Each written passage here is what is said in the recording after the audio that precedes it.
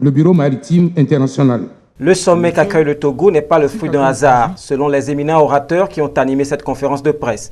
Pour eux, il s'agit d'un processus laborieux, bien conçu et ficelé pour faire du Togo un exemple en matière de gouvernance maritime, au vu des nombreuses menaces qui mettent en péril le déroulement normal de la navigation maritime dans le golfe de Guinée.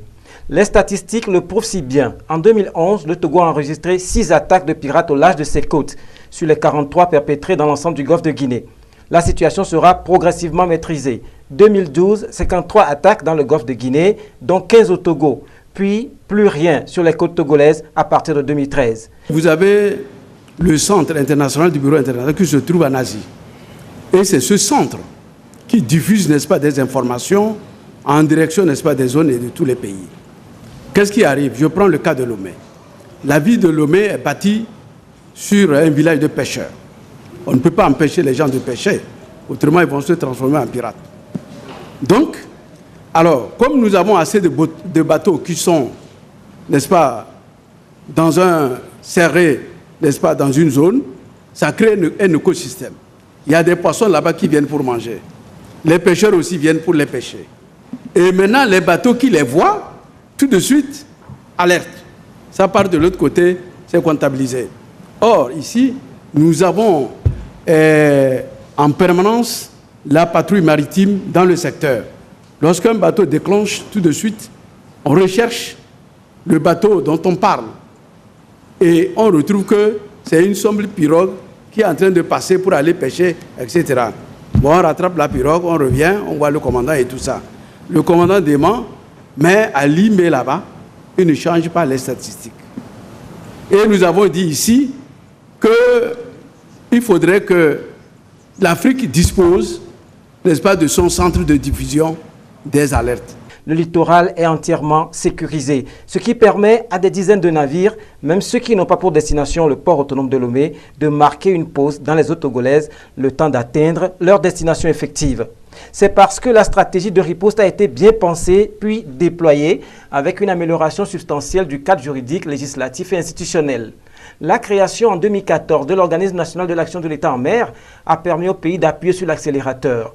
Cette institution, dotée d'un haut conseil pour la mer, d'un conseil maritime et d'une préfecture maritime, permet de mieux cadrer l'action de l'État en matière de lutte contre les rejets illicites en mer, la protection du milieu marin, la lutte contre l'immigration illégale, la surveillance et le contrôle de l'exploitation des ressources halieutiques. Le mécanisme se consolide avec l'adoption de certaines lois. Un nouveau code pénal qui donne aux juridictions togolaises une compétence universelle pour juger les délits commis en haute mer. La loi relative à la lutte contre la piraterie maritime, les actes illicites et l'exercice par l'État de ses pouvoirs de police en mer, la loi relative aux espaces maritimes sous juridiction nationale, puis un nouveau code de la marine marchande prenant en compte les nouvelles réalités du monde maritime.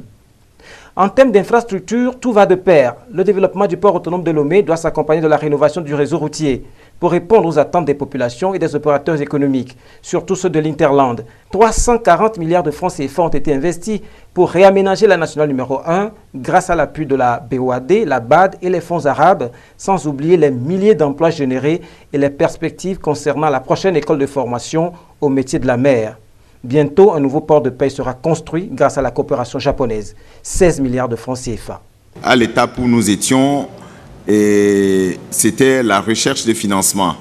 Et le gouvernement japonais a accepté de faire un don à l'État togolais, au gouvernement togolais, pour la réalisation de ce projet-là. C'est bien le même projet et beaucoup plus grand, puisque nous voulons faire véritablement un port de pêche moderne, plus grand, avec une capacité d'accueil beaucoup plus grande que ce que nous avons aujourd'hui. D'ailleurs, même aujourd'hui, nous n'avons qu'un port artisanal. Donc, c'est un port de pêche moderne. C'est bien le même projet et au même lieu.